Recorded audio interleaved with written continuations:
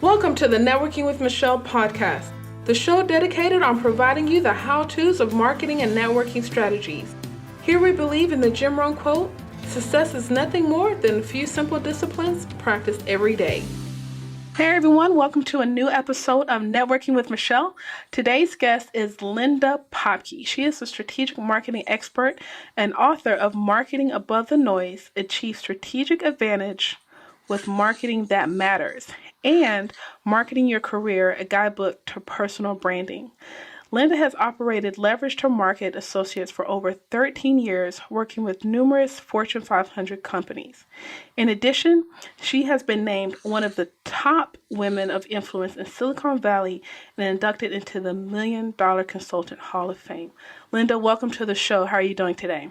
I'm very good, Michelle. Thanks for having me here. Absolutely. You have had a stunning career, books, press, great clients. How did you get started into marketing? How did I get started into marketing? That's a good question. I think I've probably been doing marketing my whole life. Even when I was, a teenager, I was always the one kind of signing up to help organizations promote themselves and do that. And I've always been a writer. So I started in terms of writing and just got into it, went to school, got a degree in communications and advertising and PR, and started to do some work in that area. First, I worked for an agency, a couple of different agencies. Then I worked on the corporate side, and then I said enough of that. And about 12 or 13 years ago, I started my own company and have been working as a consultant ever since. Good for you. So with all of that experience, what does marketing mean to you? How do you define marketing? Marketing is really, I think, how we help bring people and things together. If you think about the original markets, go back to the old days when we were all farmers or, raising cattle or sheep or, cows with milk or chicken with eggs, and we had too much of what we needed. And so what we did is we came together in this public place, and you had a chicken and you had too many eggs, and I had a cow and I had too much milk and cheese. And we came together in a market and we bartered back and forth, how many eggs, how much cheese, how much do I want? And a couple of things had to happen then. You had to have a good product, because if you didn't, forget it, that wasn't going to work. You had to show up in the right place in the right time. If the market was Thursday at 12 and you showed up Friday at 10, there was no one there to talk to. You had to package your product correctly, since we didn't have refrigeration. You couldn't have huge containers of milk or eggs, etc. You had to know your customer, and you had to build a relationship with them. And if you think about it, all those things are true today. We fast forward and we're no longer coming together in this public square. The market is virtual, but we still need to do all those things. We need to have a good product. We need to understand our customers. We need to package it correctly. We need to show up in the right place at the right time. Let people know what we have. And so marketing enables all of those processes to happen. So you say today we have a virtual market, I guess, which is dominated by social media and technology. I think the first chapter of your book, you talk about that, like, what is today's marketing environment? Yeah, and I think we have to be careful, because we tend to start with social media. And social media is a set of tactics. It's a way to reach people, whether it's Twitter or Facebook or LinkedIn or YouTube or Instagram or Snapchat or whatever gets developed tomorrow.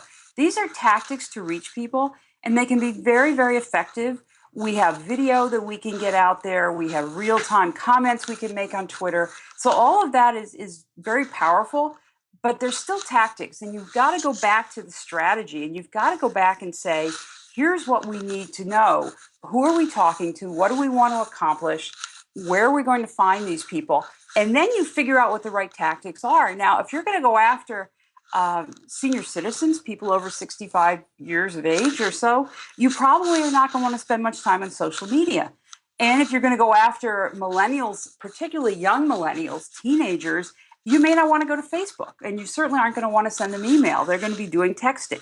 So you need to understand who you're talking to and who you want to get out to. And so I think the state of marketing today is we spend a lot of time looking at technology, looking at, kind of all these new and fun and kind of shiny object kind of things that we've got out there. But we need to go back to the basics. If we go back to the basics, then we have a pretty clear roadmap of where we need to go, and we can implement all these fun things as we go along. I like how you mentioned the age difference, based off of your demographic and who you're targeting.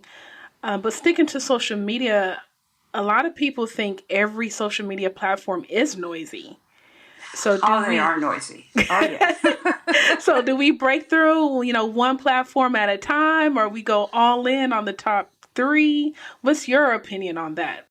Well, again, I think it depends on who you're trying to reach and where you are in your marketing process. So if you're just starting out and you're a small business, or you're trying to get established, you don't have the resources, either the time or the money, to go all in on a lot of different things. You have to focus and hone in on the one or two things that you think will get you the results the quickest and get you some wins, some low-hanging fruit. Once you've done that, then you can expand. If you've established yourself and you want to grow to the next level and you've got a base, then maybe you go in with a little bit more.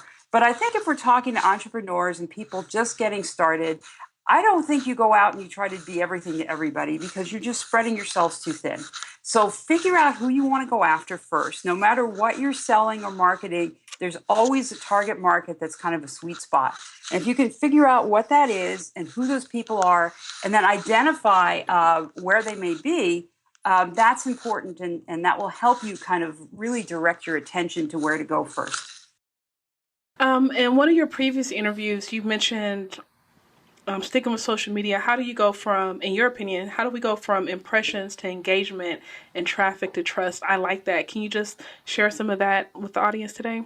So impressions to engagement and traffic to trust. Yeah, I mean, one of the things is we have a way to measure just about everything today, right? We have these analytics coming up the kazoo.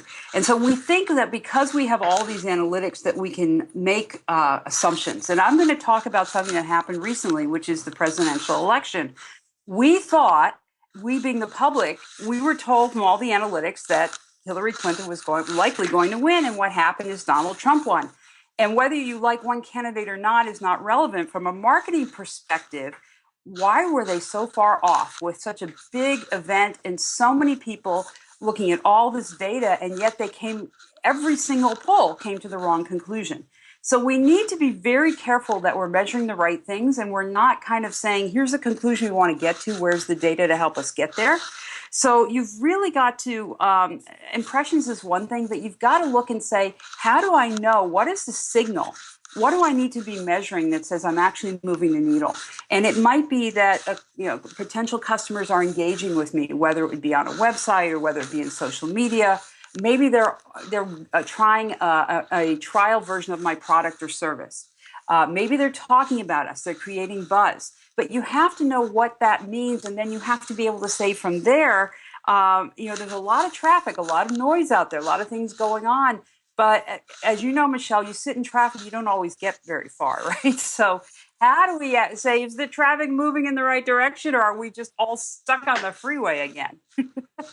So you've got to build a relationship, and you've got to get people to start to trust you. And that doesn't come by saying, hey, I'm great. It comes by starting with understanding your customers and having the right conversations with them. And a conversation by nature is two-way. It's not me telling you how great my product or service is, but it's basically us going back and forth and having a discussion. It's me listening and building community. And that doesn't mean you start your own community or you get on Facebook and try to jump into somebody else's community, but it means starting to engage your customers and your prospects and offering them value before you ask for their money, and saying, here are ways that we've helped other people like you, and here's information that might be useful. And all of that will help you kind of get off this noisy freeway, so to speak, and get to a quiet place where you can have that conversation and build that relationship. Do you believe we still have room for traditional marketing, or for a hybrid of the two, traditional and digital? Absolutely.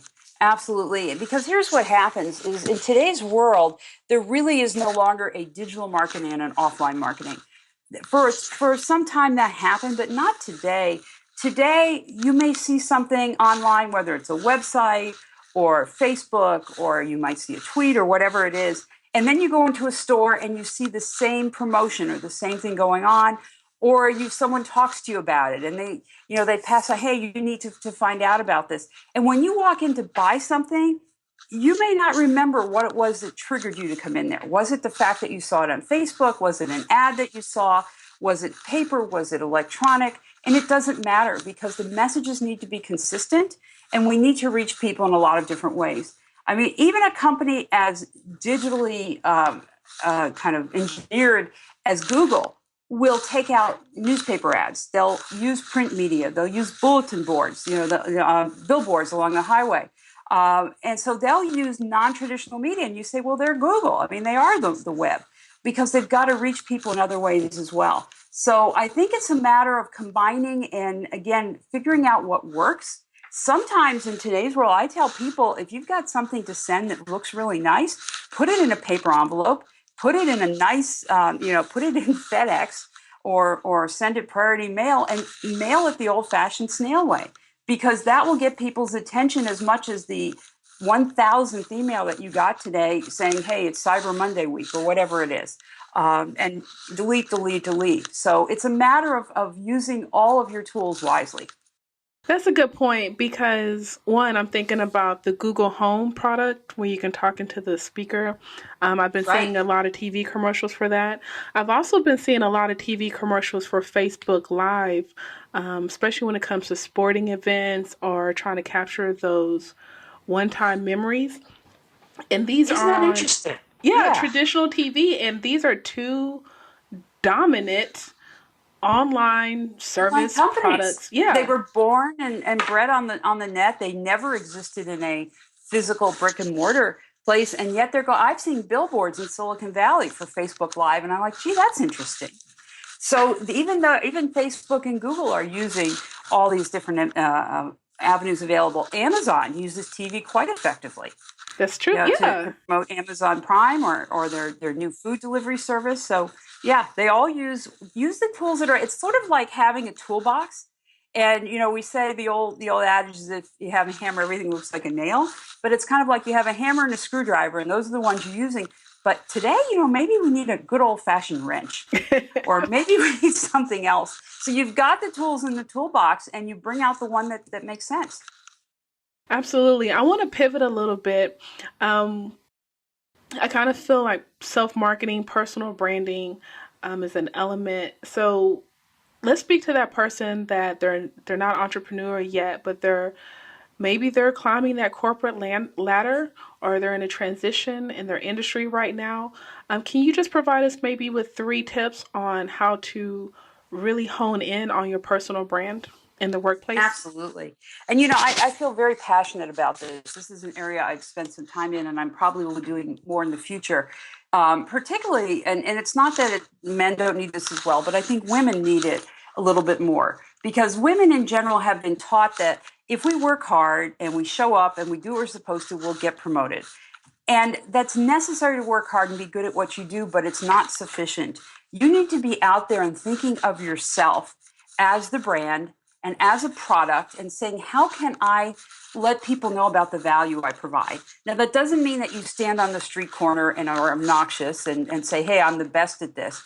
Because when you're talking about value, you're talking about the value that you provide to someone else. So, Michelle, if you had a new employer, you would walk in there and you would want to say to your employer, the reason I can help you is. So all these great things that I've done and all this great experience that I've got is there to help you be more successful as my employer. And I think you need to do that not just when you get a new job, but as you get promoted, as you work through an organization. Because here's what happens. You may have the best boss in the world, but they're busy and they've got other things going on. And if they're wonderful, they'll be promoting you and bringing you along. But maybe they're not, or maybe they're busy, or maybe they're not the best boss in the world. So you have to make sure that people know about what you've accomplished and what you're capable of doing. You need to get out there and you need to build relationships.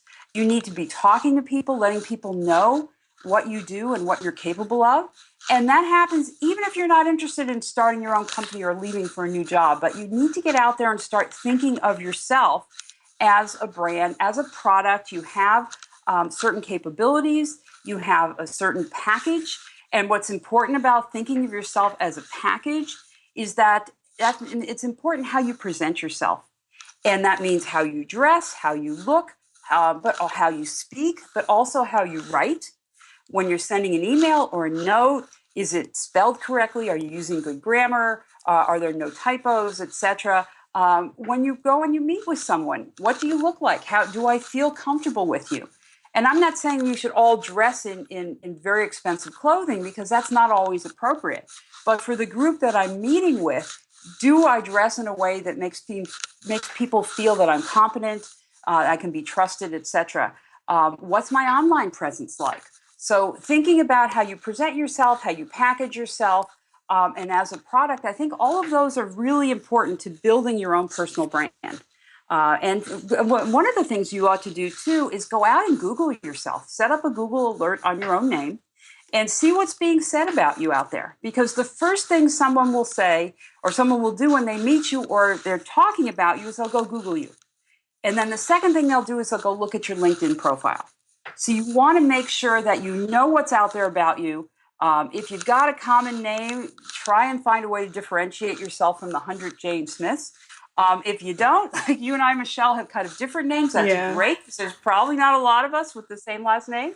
But then you want to make sure that what's being said about you is what you want to be seen.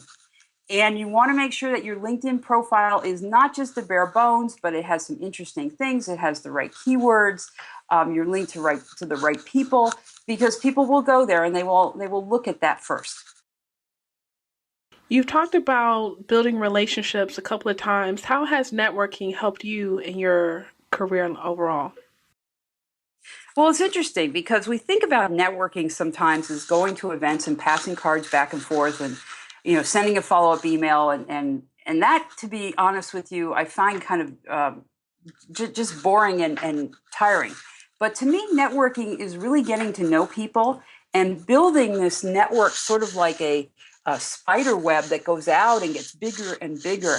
And it's not about what can you do for me today or what can I do for you, but it's about getting to know people and expanding that, saying, how can I provide value to you? How can we get to know what it is that you do?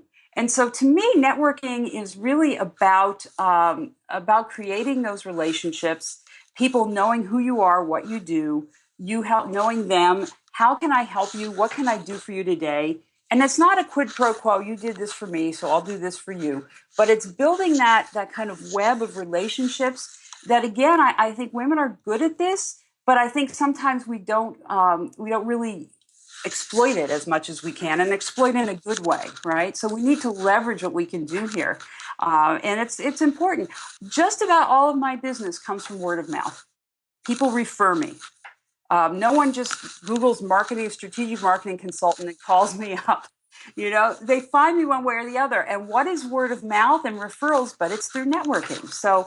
And it's building relationships. And then the other thing I think is important is, even when you're in a situation that's not going well and you're not happy about it, try not to burn bridges, because you never know where people are going to show up and they're going to say, oh God, remember what happened in that situation. So you want to stay above the situation. You want to take the high road. You want to make sure that you do what's right and that people remember that about you. And don't burn bridges, build relationships. It's a small world. You never know when you're going to run into someone again. I really like the spider web analogy. I really like that. So thank you. Just a few more questions. Sure. One, you have a great website, blog, podcast. What are some other resources and tools that you like to use that you could share with us? So I do that, and it's interesting because I do a lot of different things, and people say, how do you do that? Well, I didn't start them all day one. So again, start with one thing and then add on as you go. But there's a couple of things we do. Every Thursday, I send out a quick email blurb called Top of Mind Thursday. And that's related to something going on in the news, something very topical, but I try to bring in a business lesson to it.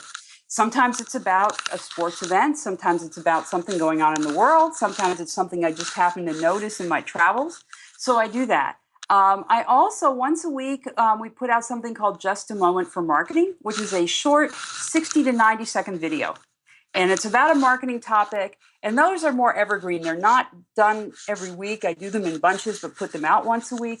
But, they're things that they're on YouTube. but they're kind of an interesting take on, again, something going on that I think might be useful. We also do interviews twice a month. I do Marketing Thought Leadership, which is a podcast where I interview interesting people about marketing topics. So those are audio. So I have audio, I have video, I have email, I have articles that I put out. So all of these things, and why am I doing so many different things? Because I don't know how you might want to engage with me. Maybe you like audio, maybe you like video, maybe you like written email or reading articles. So I don't want to be the one to say you have to watch a video or you have to read an email. So I put all these different things out there, and a lot of them are, sometimes there are people who will read one and not the other, even though the messaging is somewhat similar. Sometimes I have people who will stay on my list and respond, hey, that was great, that was fun, whatever. And for months, and then all of a sudden they'll respond to one of my Top of Mind Thursday mailings and say, that was a great topic. By the way, could you call me? Because I have a project that you might be good for. So again, what is it doing? It's keeping me top of mind. It's building the relationship without going out and saying, hey, buy from me now. I did notice you have a lot of original content. By chance, do you do any repurposing, or what are your thoughts on repurposing content as a marketer? No, absolutely. I mean, there's no reason to reinvent the wheel. I actually have a diagram that's kind of like a pyramid where I talk about starting with an idea, and you have this idea, this piece of intellectual property, and then you create something with it, whether it's an article or it's an audio or a video, and then you figure out how you can leverage that, and you keep going down kind of the pyramid. It's hard to describe, in an audio podcast here, but you go down the pyramid and you say, where does this fit with social media? Where can I put this on my own websites? Who might be interested in publishing something about this? Is there another blog or another person that I might talk to who might be interested in this concept? So the concept evolves over time. It's not the exact same thing every single time, because that would be boring. But it's not that every time you come up with a video or an audio, you've got to come up with a brand new idea. You take the same ideas and you figure out how to leverage them into different modes and different media that will reach your audience. Before we wrap up, please tell us, how can we find more of you, and how do you define success? Okay, so how to find more of me? Go to my website, which is leverage2market.com. There is a free chapter of my book there if you're interested in. You can sign up for Top of Mind Thursday if you'd like to get that. You can see the videos, etc. You can also follow me on Twitter, which is at Popky, P as in Peter, O, P as in Peter, KY. So at Popky, you can follow me on Twitter. And if you're interested, I will be putting together in the new year some programs for small business people that are kind of remote programs where you can participate in a webcast or a teleseminar and have some discussion without physically picking up and spending a lot of money and going into a physical location. So I'm trying to do things in a little bit more of a remote way that I hope I can reach people that might not have wanted to do that before. So I'll look for those. If you're interested, feel free to ping me. You can also email me, linda@popky.com.